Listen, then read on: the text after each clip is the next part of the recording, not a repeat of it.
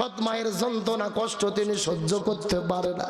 ওই মায়ের কবরের কাছে গিয়ে এমন জোরে হাউমাউ করে কান্না করেছে, এলাকার মানুষেরা বলে তার কান্না শোনার পরে ওই কবরস্থানের মধ্য থেকে একটা সাপ বের হয়ে চলে এসেছে। ওই সাপটা যখন তার কাছে এসেছে, এই ছোট্ট মেয়ে তো বুঝতে পারে না, বলে সাপ তুমি আমাকে দংশন করো, তুমি আমাকে কামড় দাও, আমি দুনিয়া থেকে বিদায় নিয়ে চলে যেতে চাই, আমি দুনিয়ায় থাকবো না, আমি আমার মায়ের সঙ্গে মায়ের কবরে যেতে চাই। দেখলাম একটা ভিডিওর ভেতরে ওই কুমিল্লা লালমাই থানার মধ্যকার একটা ঘটনা। ছোট্ট একটা মেয়ে যার নাম হলো নাসিয়া, ওই মায়ের কবরের কাছে গিয়ে হাউমাউ করে করে কান্না করে করে বলে, মা তুমি আল্লাহর কাছে চলে গেলে কিন্তু আমাকে কেন নিয়ে গেলে না? তুমি দুনিয়া থেকে বিদায় নিয়ে চলে গেছো, আমার একটা সৎ মা আছে, আমাকে খাইতে দেয় না রে মা, আমাকে সব সময় ধরে পিটায়, আমাকে আঘাত করে যন্ত্রণা দেয়। ও মা তুমি আমাকে রেখে কেন দুনিয়া থেকে চলে গেলে? মা তুমি বিদায় নিয়ে চলে গেছো, তোমার মতো আদর তো দুনিয়ার মধ্যে কেউ করে না। মা এমন একটা জিনিস, এই দুনিয়ায় আপনার খালা থাকতে পারে, আপনার ফুবু থাকতে পারে, আপনার চাচি থাকতে পারে, মামি থাকতে পারে, কিন্তু মা যে কি জিনিস রে ভাই, যাদের মা দুনিয়ার মধ্য থেকে বিদায় নিয়ে চলে গেছে, ওই মায়ের মতো ভালোবাসা এই দুনিয়ার কেউ দিতে পারে না। ওই ছোট্ট মেয়ে সামিয়ার কান্না দেখি তাম পৃথিবীর মানুষেরা কান্না করেছে। সৎ মায়ের যন্ত্রণা কষ্ট তিনি সহ্য করতে পারে না। ওই মায়ের কবরের কাছে গিয়ে এমন জোরে হাউমাউ করে কান্না করেছে, এলাকার মানুষেরা বলে তার কান্না শোনার পরে ওই কবরস্থানের মধ্য থেকে একটা সাপ বের হয়ে চলে এসেছে। ওই সাপটা যখন তার কাছে এসেছে, এই ছোট্ট মেয়ে তো বুঝতে পারে না, বলে সাপ তুমি আমাকে দংশন করো, তুমি আমাকে কামড় দাও, আমি দুনিয়া থেকে বিদায় নিয়ে চলে যেতে চাই, আমি দুনিয়ায় থাকবো না, আমি আমার মায়ের সঙ্গে মায়ের কবরে যেতে চাই। ছোট্ট মেয়ে মায়ের শূন্যতা, একটা সৎ মা তাকে ধরে পিটাই, খেতে দেয় না, অত্যাচার করে, পিটাইয়া পিটাইয়া হাতের চামড়া তুলে ফেলেছে। কবরের কাছে গিয়ে কান্না করে করে বলে, মা তুমি তো আল্লাহর কাছে গেছো, মা আমাকেও নিয়ে চলো, আমি এই দুনিয়ায় আর থাকতে চাই না। মায়ের মতো ভালোবাসা দুনিয়ায় কেউ দিতে পারবে না। আপনার যত খালা থাক, ফুফু থাক, চাচি থাক, মামি থাক, মায়ের মতো ভালোবাসা পৃথিবীর কেউ হতে পারে না। যার মা আছে, বাবা আছে, পৃথিবীর সব কিছু আছে, যার মা বাবা নাই, তার পৃথিবীর কোনো কিছুই নেই, তার দুনিয়ায় আর আনন্দ মজা থাকতে পারে না। যেই বাবা ঈদের দিনে নিজে জুতো না পরে সিরা জুতো পরে আপনাকে নতুন জুতো নিয়ে দিয়েছে, যেই মা ঈদের দিনে নতুন শাড়ি না পরে আপনার পাঞ্জাবির ব্যবস্থা করেছে, ঈদের দিনে ওই বাবা মা যাদের দুনিয়াতে থাকে না, তাদের জন্য ঈদের আনন্দ হতে পারে না। আমরা বলতে চাই যে সৎমা এই সামিয়া নামক মেয়েটি অত্যাচার নির্যাতন করলো, এ যদি জাতির কাছে ক্ষমা না চাই, একে গ্রেফতার করে শাস্তির আওতায় আনা দরকার। এ মা নামে কলঙ্ক হলো ডাইনি। কিভাবে ছোট্ট মেয়েটিকে পিটাইয়া পিটাইয়া শরীর থেকে চামড়া খুলে ফেলে। ওই মার সম্মান করতে হবে, মার শ্রদ্ধা করতে হবে। এই যুবক বলে, আল্লাহ আমি মাকে সম্মান করছি শুধু তোমার জন্য, তুমি বিপদ থেকে রক্ষা করো। রসুল বলে দোয়া করতে দেরি, কিন্তু গুহার মুখ থেকে ওই পাথরটা সরে যেতে দেরি হয় নাই। চিৎকার করে বলেন আল্লাহু আকবার। তাহলে বলেন তো দেখি ওই গুহার মধ্যে কয়জন যুবক ছিলেন? আরো জোরে বলেন। 3 জন যুবকের মধ্যে 2 জন যুবক দোয়া করলেন, পাথরে এক হাত পরিমাণ ছড়ে গেলেন, আর ভেতরে বাকি আছে কয় যুবক? আরো জোরে বলেন। আল্লাহ তাআলা কিভাবে বিপদ থেকে রক্ষা করে শেষ পর্যন্ত জানার দরকার আছে না নাই? আমি আলোচনাটা করব, তবে এখন যদি আপনারা অনুমতি দেন আমি মহিলাদের জন্য 2 মিনিট কিছু বলতে চাই। বলার দরকার আছে না নাই? আমার বন্ধুগণ, মুসলমান ভাইরা গভীর মনোযোগ লক্ষ্য করুন। কোন দিকে নজর নাই, কোন দিকে তাকাতাকি নেই। আমার নবীজি একদিন মিরাজের রজনীতে আস্তে করে যখন আমার নবীজি জান্নাতের মধ্যে চলে গেলেন, ওই জান্নাতটা পরিভ্রমণ করার পরে আমার নবীজি জান্নাতের মধ্যে যখন চলে গেল, ওই জান্নাতের মধ্যে যাবার পরে লক্ষ্য করে দেখে হাজার হাজার মহিলাদেরকে আগুন দিয়ে দাউ দাউ দাউ দাউ করে জ্বালানো হচ্ছে। এই মহিলাগুলো জোরে করে চিৎকার করে চেঁচামেচি করতেছে, আর এই মহিলাদের মাথার উপরে কিছু কাকগুলো বসে থেকে তাদের মাথার মগজগুলো ঠুকুরে ঠুকুরে ঠুকুরে খাচ্ছে। এই দৃশ্য দেখার পরে নবীদের মনটা বড় খারাপ হয়ে গেল। জিবরাইলকে জিজ্ঞেস করে বললেন, হে ভাই জিবরাইল, এই সমস্ত মহিলাগুলো কারা যাদেরকে জাহান্নামের আগুন দিয়ে পোড়ানো হচ্ছে, আর মাথার উপরে কাকগুলো বসে থেকে মাথার মগজগুলো ঠুকরে ঠুকরে খাচ্ছে? এই কথা বলার পরে জিবরাইল বলে, ইয়া রাসূলুল্লাহ, মনের মধ্যে কষ্ট নেবেন না, এই মাত্র আল্লাহ তাআলা জানাই দিয়েছে আপনার উম্মতের ভেতরে অধিকাংশ মহিলারা জাহান্নামে যাবে। অধিকাংশ মহিলাগুলো যাবে কোথায়? এই কথা শুনে নবীদের মনটা বড় খারাপ হয়ে গেলেন। জিবরাইলকে জিজ্ঞেস করে বলেন, হে ভাই জিবরাইল, অধিকাংশ মহিলা কেন জাহান্নামের মধ্যে যাবে? তোমার কাছে জানতে চাই, তুমি বলো তো দেখি। জিবরাইল ডাক দিয়ে বলে, ইয়া রাসূলুল্লাহ, অধিকাংশ মহিলা জাহান্নামের মধ্যে যাবে, এর পেছনে অনেকগুলো কারণ রয়েছে। তার ভেতরে প্রধানত কারণ হলো দুইটা। জোরে বলেন, কয়টা? সাউন্ড নাই। আচ্ছা, আপনাদের কি কষ্ট হচ্ছে ভাইরা? রাগ করতেছেন? এই যে আপনারা বসে আছেন, এই মাঝখান দিয়ে একেবারে দুই ভাগ, এই পাশে একটা, ওই পাশে আর একটা। আপনারা মুখ বন্ধ করেন, আপনারা বলেন তো দেখি, অধিকাংশ মহিলা জাহান্নামে যাবে, তার পেছনে কারণ হলো কয়টা? আরো জোরে। আপনারা মুখ বন্ধ করেন, আপনারা বলেন তো দেখি, অধিকাংশ মহিলা জাহান্নামে যাবে, তার পেছনে কারণ হলো কয়টা? ওরে বাবা, কেরে ভাগ করে দেন, সাউন্ড বাজতেছে। তারপর আপনি আলসেমি করতেছেন না? এভাবে পেছনে কথা হয় কি, এই চা খাওয়া বন্ধ করা লাগবে। আমি হুজুর হয়ে চা খাচ্ছি না, এত চা খাওয়া লাগবে কেন? হ্যাঁ, চুপচাপ, কোনো হইচই হবে না। এ মুসলমান ভাইরা, কথাগুলো লক্ষ্য করেন। ডানে যারা আছেন কথা বলবেন, বামে যারা আছেন কথা বলবেন। মঞ্চের চতুর্দিকে যারা বসে আছেন তারা সবাই মিলে কথা বলবেন। সবাই মিলে চিৎকার করে বলেন তো দেখি, অধিকাংশ মহিলা জাহান্নামে যাবে, তার পেছনে কারণ হলো কয়টা? আরো জোরে। জোর হলো না। কোন দুইটা কারণে মহিলারা জাহান্নামে যাবে? এবং এই দুই প্রকার মহিলা নরাইলে আছে না নাই, এটা হাদিস থেকে আমাদের জানার দরকার আছে না নাই? আপনাদের কি কষ্ট হচ্ছে? মিনিট 30 সময়কে দেওয়া যাবে? আসেন তাহলে আলোচনা শুরু করেছিলাম। রমজানের প্রধানত শিক্ষা কয়টা? 6টা। তার মধ্যে 5 নম্বর বলতেছি, সর্বাবস্থায় কাকে ভয় করব। আর 6 নম্বর শিক্ষাটাকে ভালো করে মাথার মধ্যে ঢুকবেন। তার আগে আমি আপনাদেরকে 3টা প্রশ্ন করব, খেটাখেট উত্তর দেবেন। চিৎকার করে বলেন তো, এই পৃথিবীর সর্বশ্রেষ্ঠ রসুলের নাম কি? মুহাম্মদ রাসূলুল্লাহ সাল্লাল্লাহু। আচ্ছা বলেন তো, আমাদের নবী যে শ্রেষ্ঠ নবী হলো, এর পেছনে কারণ কি? হ্যাঁ হুজুর, না রে, মাঝখান থেকে উঠলো কেন? না না, পেশাব লাগবে বুড়ো মানুষের, যুবক ছেলের কিসের পেশাব? না না, এই বয়সে পেশাব করা বেশি লক্ষণ ভালো না।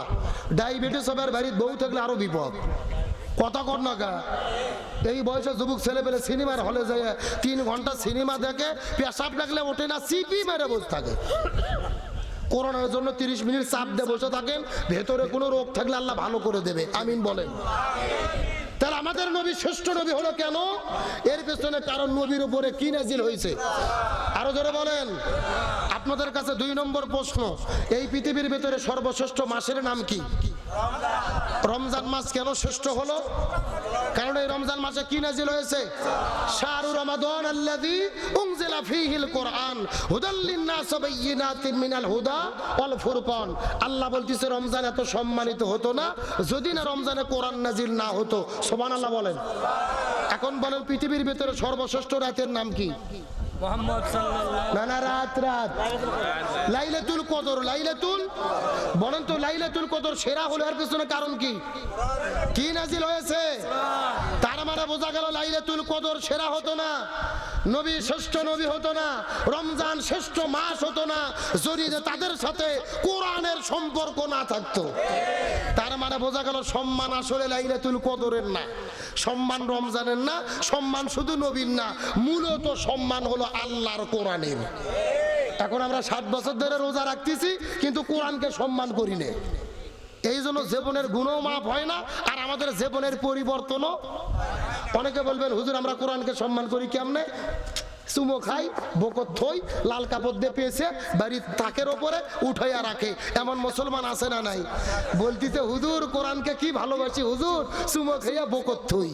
আচ্ছা বলেন তো, আপনি বিয়ে করে ভোগ নিয়ে এসে বাড়ির শুধু চুমো খাবেন, বইয়ের হক আদায় করবেন না, ভাত কাপড় দিবেন না, ওনার চাহিদা পূর্ণ করবেন না। শ্বশুরের বেটি আপনার বউ কি বাড়ির থাকবে? জোরে বলেন থাকবে? শুধুমাত্র বউকে চুমা খেলে বেশি বেশি, যেরকম বউ বাড়িতে থাকে না একই রকম কোরআনকে শুধু চুমা খাইয়া ওই কোরআন অনুযায়ী জীবন পরিচালনা না করলে জীবনের গুণমাপ পাওয়া যায় না। কথা ক্লিয়ার না ভেজাল আছে? আপনাদের এই গ্রামের নাম কি ভাই? তেলিগাতি। তেলিগাতি গ্রামে 200 জন বরযাত্রী বিয়ে খাইতে গেছেন। বর কয়টা? এখন যাওয়ার পরে আপনাদের 200 জন বরযাত্রীকে বিরিয়ানি দিয়েছে, গরুর গোস্ত ভুনা, মুরগির রোস্ট ইচ্ছা মতো খাওয়াইছে, কিন্তু বরফ ধরেই এমন পিটেইছে, পিটাইয়া গাছের সঙ্গে বেঁধে রেখেছে। আপনারা সম্মানিত না অপমানিত? কেন? এই মাত্র তো বিরিয়ানি খাইলেন, এই মাত্র মুরগি রোস্ট আর গরুর গোস্ত ভুনো খাইলেন, তা অপমানিত কেন হলেন? বরকে অপমান করার জন্য। যেরকম বরকে পিটাইয়া যাত্রীদের সম্মান দিলে সম্মানিত করা যায় না, একই রকম ভাবে কোরআনকে সম্মান না করে শুধুমাত্র রোজা রেখে জীবনের গুণমাপ চাইলে জীবনের গুণমাপ পাওয়া যায় না। তাহলে এখন প্রশ্ন আসতে পারে, হুজুর আমরা কোরআনকে কেমনে সম্মান করব? প্রশ্ন আছে না নাই? বুখারী শরীফের হাদিসে এসেছে কোরআনের হক হলো 4টি। জোরে বলেন কয়টি? এই 4টি হক যদি কোনো মুসলমান আদায় করে, কোরআন তাদেরকে সুপারিশ করে আল্লাহর জান্নাতে ঢুকাইয়া দেবে। জোরে বলেন না সুবহানাল্লাহ। কয়টা হকের কথা বলেছি? গভীর মনোযোগ। 1 নম্বর তিলাওয়াতুল কোরআন, অর্থাৎ কোরআন পড়তে হবে। 2 নম্বর ফাহামুল কোরআন, কোরআন শুধু পড়লে হবে না, কোরআন বুঝতে হবে। 3 নম্বর আমাল আল কোরআন, কোরআন শুধু বুঝলে হবে না, কোরআন অনুযায়ী আমল করতে হবে। 4 নম্বর ইকামাতে কোরআন, শুধু কোরআন বুঝলেও হবে না, কোরআন জমিনে বাস্তবায়ন করতে হবে। গভীর মনোযোগ লক্ষ্য করুন। আপনার ইমাম, আমার ইমাম, 4 ইমামের এক ইমাম, ইমাম আজম আবু হানিফা রহমতুল্লাহ আলাইহি যতদিন কোরআন পড়েছে তার কোনো বিপদ ছিল না, কোরআন বুঝেছে তার কোনো বিপদ ছিল না, নিজে আমল করেছে তার কোনো বিপদ ছিল না। যখন ইমাম আজম আবু হানিফা রহমতুল্লাহ আলাইহি বলেছে কোরআন শুধু পড়লে আর বুঝলে হবে না, এই কোরআন দিয়ে জমিনে বিচার ফাইসালা করতে হবে, তখন ইমাম আজম আবু হানিফাকে জেলে বন্দী করে তার শরীরে বিষ প্রয়োগ করে পরিকল্পিত ভাবে তাকে হত্যা করা হয়েছে। বিশ্বনবী মুহাম্মদ রাসূলুল্লাহ সাল্লাল্লাহু আলাইহি ওয়াসাল্লাম, রাসূল যতদিন কোরআন পড়েছে রাসূলের কোনো বিপদ ছিল না, রাসূল কোরআন বুঝেছে রাসূলের কোনো বিপদ ছিল না, রাসূল নিজে কোরআন মেনেছে রাসূলের কোনো বিপদ ছিল না। যখনই রাসূল বলেছেন জমিন যার আইন চলবে তার, আল কোরআনের আইন চাই, সৎ লোকের শাসন চাই, কোরআন শুধু পড়লে আর বুঝলে হবে না, এই কোরআন দিয়ে পুরো বিশ্বটা পরিচালনা করতে হবে, তখন আমাদের নবীজিকে জেলে বন্দী করেছে, উহুদের ময়দানে দন্দন মোবারক শহীদ করেছে, তায়েফের ময়দানে রক্ত ঝরিয়েছে, 1 নয় 2 নয় 27 বার আমার নবীকে হত্যার টার্গেটের শিকার করা হয়েছে। তার মানে বোঝা গেল কোরআন পড়লে বিপদ হয় না, কোরআন বুঝলে বিপদ হয় না, কোরআন নিজে মানলে বিপদ হয় না, কিন্তু কোরআন কায়েমের আন্দোলন করতে গেলে বিপদ হয়। এই বাংলাদেশের দিকে লক্ষ্য করে দেখেন, কোরআনের পাখি শহীদ আল্লামা দেলোয়ার হোসেন সাইদি রহিমাহুল্লাহ, আল্লামা সাইদি যতদিন কোরআন পড়েছে তার কোনো বিপদ ছিল না, কোরআন বুঝেছে তার কোনো বিপদ ছিল না, নিজে আমল করেছে তার কোনো বিপদ ছিল না। যখন আল্লামা সাইদি বলেছেন জমিন যার আইন চলবে তার, আল কোরআনের আইন চাই, সৎ লোকের শাসন চাই, এই কোরআন শুধু ওয়াজ করলে হবে না, এই কোরআন দিয়ে পুরো বাংলাদেশটা চালাতে হবে, তখন আল্লামা সাইদিকে জেলে বন্দী করে তার শরীরে বিষ প্রয়োগ করে হসপিটালে ভর্তি করে পরিকল্পিতভাবে তাকে হত্যা করা হয়েছে। তার মানে বোঝা গেল কোরআনের 4টা হকের ভেতরে প্রথম 3 হক আদায় করলে বিপদ হয় না, কিন্তু কোরআন কায়েমের আন্দোলন করতে গেলেই খবর আছে।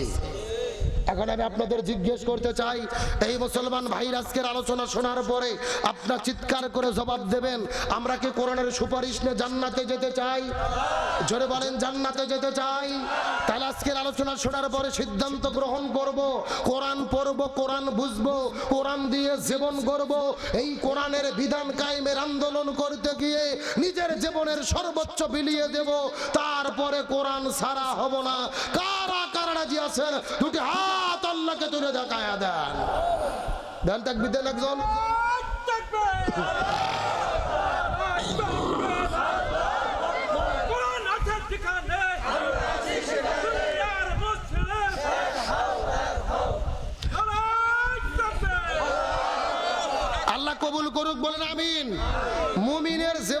হলো হতাশা।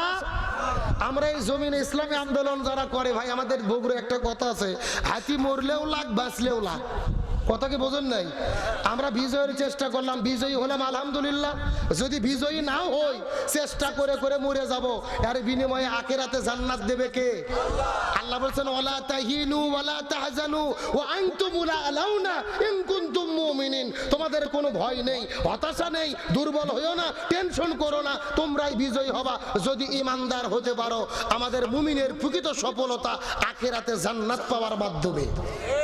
এই দুনিয়াতে ইসলাম বিজয় হলো, কিন্তু আখিরাতে জান্নাত পেলাম না। সফল না ব্যর্থ?